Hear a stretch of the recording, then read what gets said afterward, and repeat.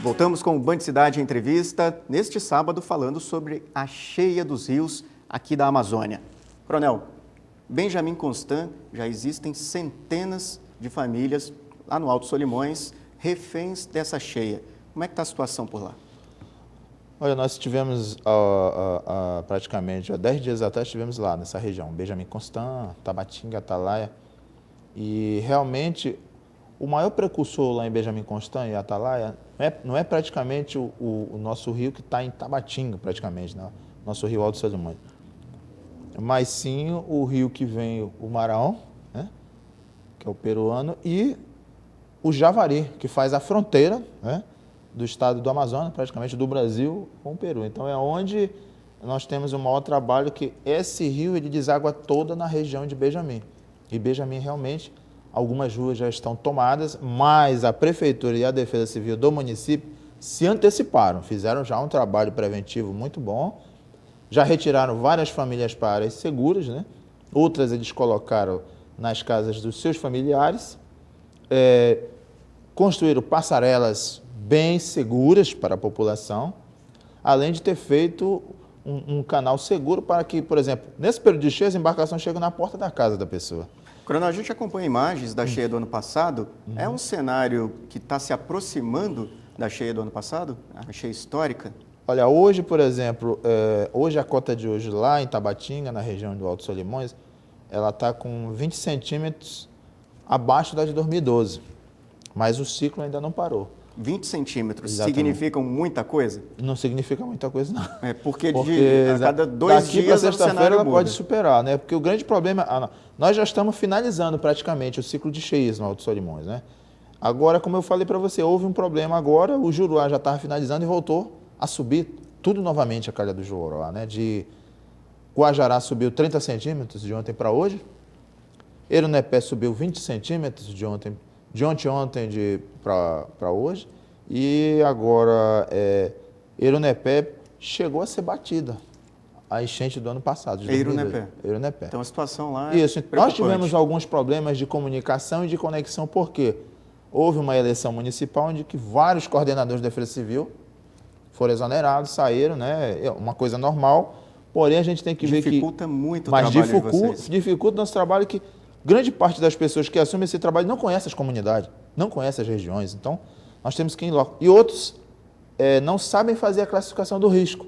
Quer dizer, se a água chega no teu quintal, você já está sendo afetado por uma enchente, mas isso não quer dizer que já é um dano, ou que já é algo que vai lhe propiciar decretar a situação de emergência. A gente tem que deixar bem claro isso aí. E outra, os municípios, são alguns que têm a região urbana realmente danificada, outros somente as comunidades rurais. Então a gente deixa bem claro isso aí, quando a gente decreta uma situação de emergência no município, a gente não se refere só à sede, porque às vezes a sede é só alguns bairros, mas o interior, tem muitas a parte comunidades rural, ali no interior que ficam totalmente alagadas. E ficam sem tempo de recolher os produtos. Esse é que é o maior problema, perde o produto. Eu queria saber como é que está a situação hoje em Boca do Acre, Vale do Purus. Eu tive lá no ano passado, inclusive acompanhei um pouco do seu trabalho com as suas equipes da Defesa Civil, né? A situação realmente estava calamitosa. E como é que está hoje a situação no Vale do Purus? Olha, o Purus Boca do Acre é uma preocupação muito grande, né, para o governo do estado, porque a Praia do Gado é a praia que está dentro de uma planície de inundação, né? Então, ano passado nós não chegamos na maior cheia de Boca do Acre, mas você viu como ficou, né? Chegamos a 20 metros e alguma coisa, e praticamente inundou a Praia do Gado toda. Temos imagens, inclusive. Exatamente. Né? E hoje, por exemplo, o Rio Acre transbordou, é uma preocupação. Só que o Rio Acre transbordou ano passado no período de fevereiro, no começo de fevereiro. E nós estamos já praticamente no início de abril, e hoje nós temos 1.500 pessoas já afetadas, mais de 180 famílias retiradas lá em Rio Branco. Então, isso é uma reflexão que pode acontecer daqui a alguns dias em Boca do Acre. Quer dizer, aquele efeito dominó. É o que acontece no Solimões. Enche primeiro no Alto Solimões, Tabatinga e as cidades adjacentes, para depois afetar aqui Manaus. Na verdade, Tabatinga, ela é um termômetro de Manaus, né? Ela é um termômetro, né? Muito que se reflete em Manaus se reflete no Alto Solimões, né? Então, a gente tem essa ideia. Agora, também uma surpresa para nós, por exemplo, o Baixo Amazonas também está muito alto. Mas se você for fazer uma relação à do ano passado, nós estamos a do ano passado está acima em torno de 40 a 50 centímetros. Mas isso também é pouco. Porque o Baixo Amazonas, a sua cheia só se encerra no começo de julho. Quer dizer, é a região que Isso. encerra a cheia mais Exatamente, tarde. né? Nós temos sempre uma parceria com a Defesa Civil do Estado do Pará e eles nos passaram os dados que o Rio Trombetas e o Tapajós tiveram um transbordamento muito alto lá, podendo até afetar já a cidade de Santarém, já antes do período normal lá. Então a gente achou meio um pouco anormal isso, mas com os dados do IMET e do CIPAM, a gente percebeu que choveu muito no oeste do Pará esse tempo todo, choveu bastante. Então isso aí deve ter transbordado muitos lagos, igarapés, os afluentes, né, desses rios. Chuvas no Pará influenciam os nossos municípios que fazem aquela divisa com o estado do Pará? Influencia. Parintins, Influencia Inhamundá, Barreirinha. Barreirinha, Boa Vista do Ramos, uma parte assim, por exemplo, o oeste de Mato Grosso, choveu tanto que transbordou uma parte oeste do Japuí. Acho que você viu, acompanhou, nós fizemos uma visita lá, né? Tivemos o apoio do Comando Militar da Amazônia, que nos cedeu uma aeronave com a tripulação, um oficial coordenando, engenheiros do Comando de Engenharia de Construção, justamente para avaliar conosco a situação. Mas as chuvas ainda continuam complementadas nessa região, né? Oeste de Mato Grosso, sudoeste do estado do Amazonas.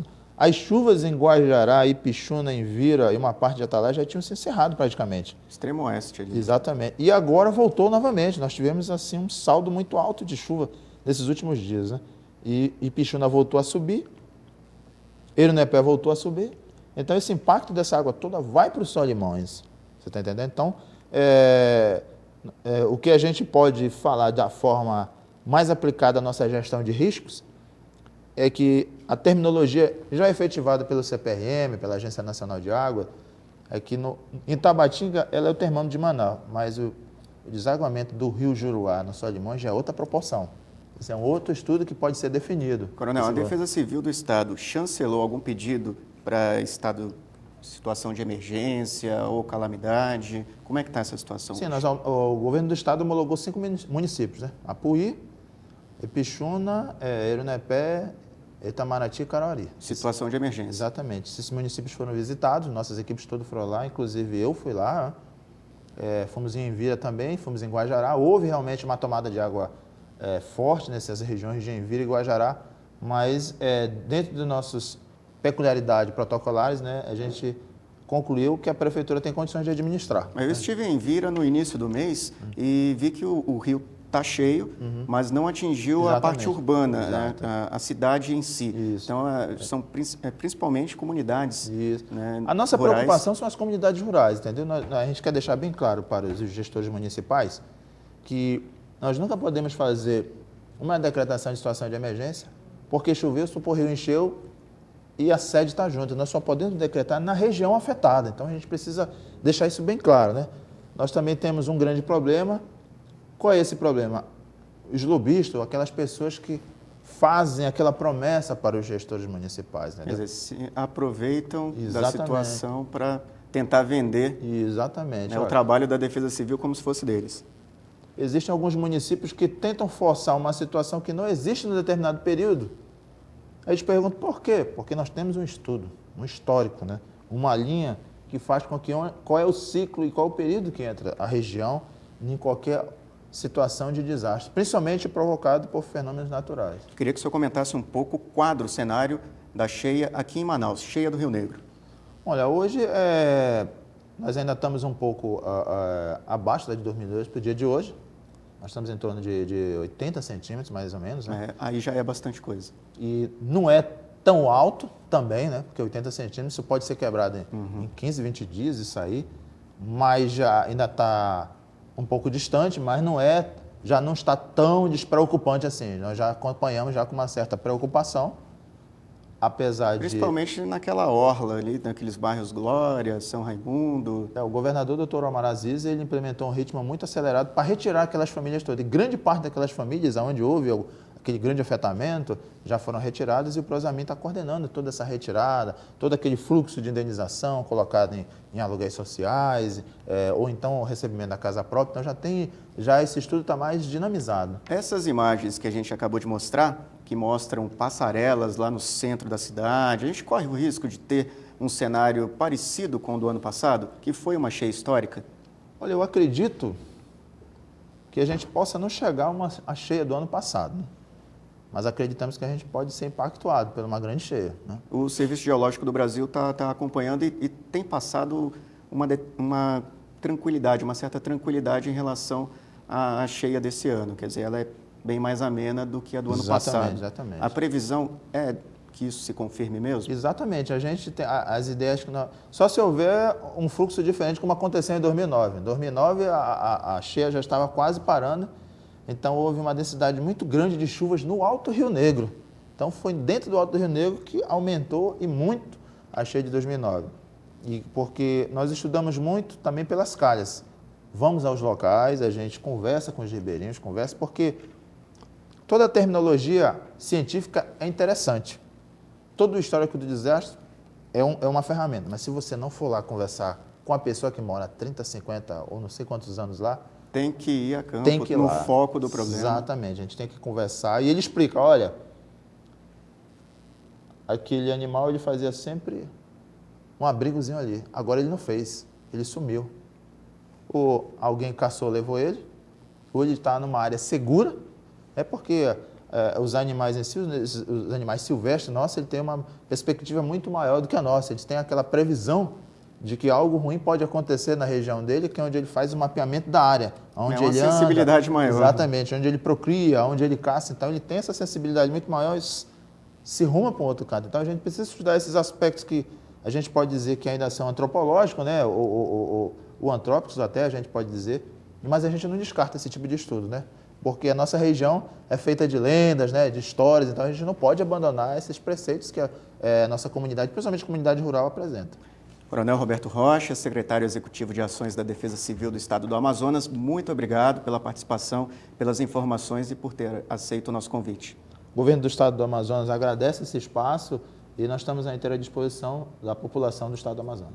Ok, muito obrigado, boa noite. Boa noite. O Band Cidade, a entrevista deste sábado fica por aqui. Agora você acompanha o Jornal da Band. Uma boa noite, um ótimo fim de semana e até semana que vem.